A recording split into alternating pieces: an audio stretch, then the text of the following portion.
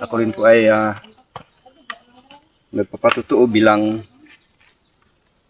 ama ng bata na naimatay nung pagtanggal ng barikada dahil sobrang takot siguro na walang awang pinagsisira ang kubo.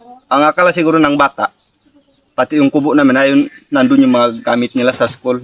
Doon na kayo nagtira? Oh, mga uniform. Yun yung nahimatayan niya. Kasi, doon kasi yung maganda na tirahan ng mga bata dahil malapit. Sa school. Hindi Kasi pa kung maputik. aakyat pa sa bundok, malayo pa.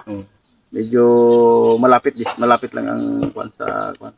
Kaya lahat ng gamit namin, dala namin doon. Lalo na gamit ng mga estudyante. Ayun, naimatay yung anak ko. 16 years old.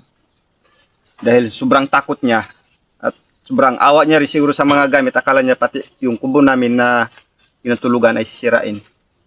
Yun, pagising niya, nagtanong siya kung pati kubo raw namin na sira. At saka siguro pati na kubo nyo sinira talaga. As in, sinira. hindi pa rin. Pero nakaplano na rin yan sa kanila kung kailan nila sisirain yung kubo namin. Yung, Pero doon si Jensen, si Atty. Jensen, siya ang nanguna. oo, Pati siya ang naghatid ng kaguluhan doon sa barikada. At siya rin siguro yung pinuno upang payagan na sirain yung barikada.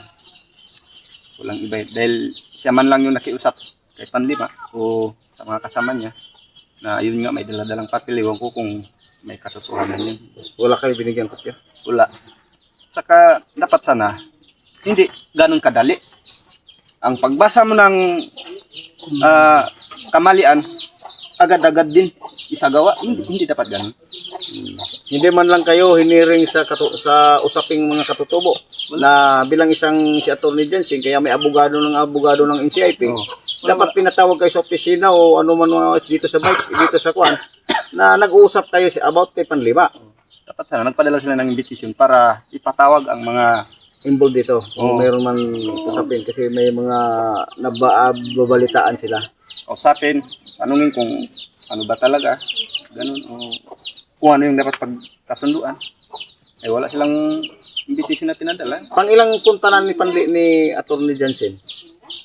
Bali, pangatlo. Ang punta ni Atty. Jensen nung una, ano ba ang pagkasabi sa inyo? Hindi kayo papalisin?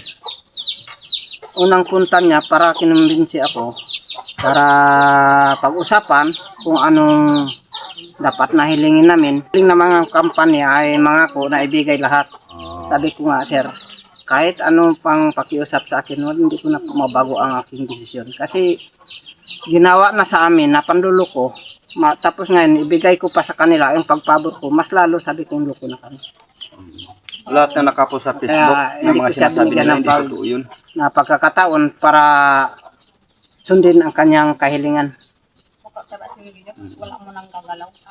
Tapos, nung mayroon din siyang sinabi na pinahabol, hanggat hindi pa nakatapos yung usapin o usapan tungkol sa barikada, dapat hindi mo na gagalaw. Bakit ngayon nung natanggal ng barikada ang harang dyan, sila nagtuloy-tuloy? Parang baliktad ata. Simula pag tayo naming barikada, tuloy-tuloy man sila, hindi man sila naginto. At saka Sila dumadaan sa kung kabila. totoo man yung binabasa ni Atty. Jensen na isira yung barikada, wala naman siyang binasa na diretso na operasyon.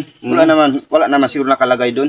Kasi, kumbaga, siya pa ang abogado namin bilang katutubo, mas lalo na yung minahan, parang siya pa rin talaga ang abogado ng minahan.